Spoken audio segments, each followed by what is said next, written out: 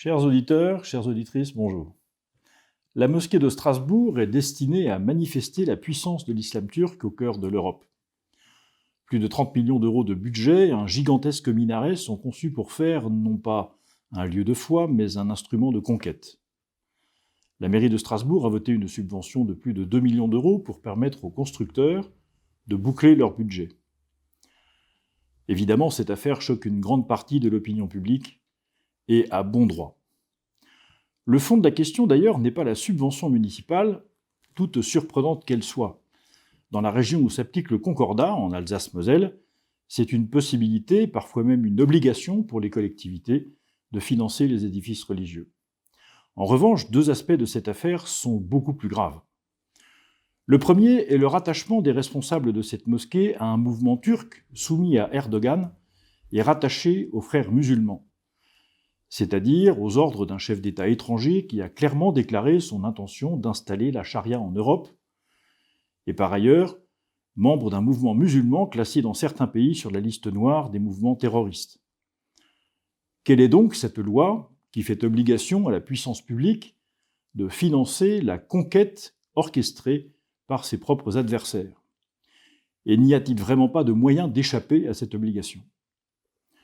Il y a bien sûr des moyens d'échapper à cette obligation au nom des options et des pratiques de ce mouvement qui pilote la mosquée de Strasbourg. Il y en a quand les pouvoirs publics sont vraiment intéressés à faire cesser de nuire les ennemis de la France.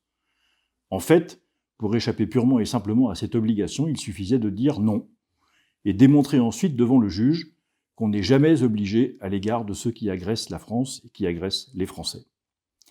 Le second aspect, plus grave de cette affaire, est l'hypocrisie des pouvoirs publics. Le mouvement des Verts, dont le maire de Strasbourg est membre, se cache derrière le fait que son prédécesseur socialiste, devenu macroniste, avait engagé cette procédure de subvention avant d'être battu aux élections municipales au mois de juin dernier. Quant au gouvernement, il hurle avec les loups, mais le mouvement Miligorus, ce mouvement turc, était reçu officiellement par l'État français et au plus haut niveau il y a quelques mois. Comment se retrouver dans cette panade? En réalité, ces gesticulations ne doivent pas nous faire perdre de vue l'essentiel. Le gouvernement doit faire face à ses responsabilités. Il doit interdire et dissoudre les mouvements ennemis de la France, même lorsqu'ils sont turcs et même si elles sont affiliées aux frères musulmans. Il doit ensuite faire condamner les collectivités qui transgressent la loi et subventionnent, y compris en dehors de l'Alsace et de la Moselle, l'installation des mosquées. Les Français veulent avoir confiance dans les pouvoirs publics, ils ne veulent pas voir que les maires se défilent et que le ministre de l'Intérieur fait semblant d'être ferme. Vérité et courage, voilà ce que nous devons opposer à tous ceux qui se mettent en situation d'agresser notre pays et de vouloir nous imposer leurs lois. Je vous souhaite une bonne semaine et je vous dis à vendredi prochain.